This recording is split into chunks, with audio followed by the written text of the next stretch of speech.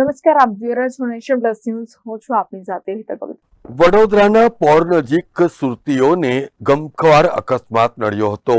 સુરતના કેટલાક લોકો પાવાગઢ દર્શન કરવા માટે ગયા હતા અને પાવાગઢથી પરત ફરતી વખતે અર્ટિકા ગાડી પોર પાસે હાઈવેથી નીચે ઉતરી ગઈ હતી.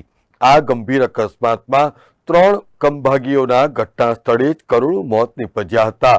આ અંગેની જાણ લોકલ પોલીસ અને ફાયર વિભાગને થતા પોલીસ અને ફાયર ફાઇટરો પણ ઘટના સ્થળે દોડી ગયા હતા અને રેસ્ક્યુ ઓપરેશન હાથ ધર્યું હતું.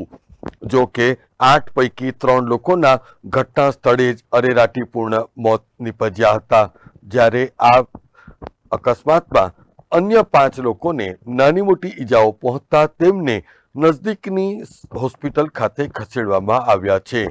અત્રે ઉલ્લેખનીય છે કે અર્ટિગા ગાડી નંબર GJ05JL0108 ના ચાલકે સ્ટીયરિંગ ઉપરથી કાબુ ગુમાવતા ગાડી હાઈવેની નીચે ખીણમાં ઉતરી પડી હતી, જેને પરિણામે આ ગંભીર અકસ્માત સર્જાયો હતો.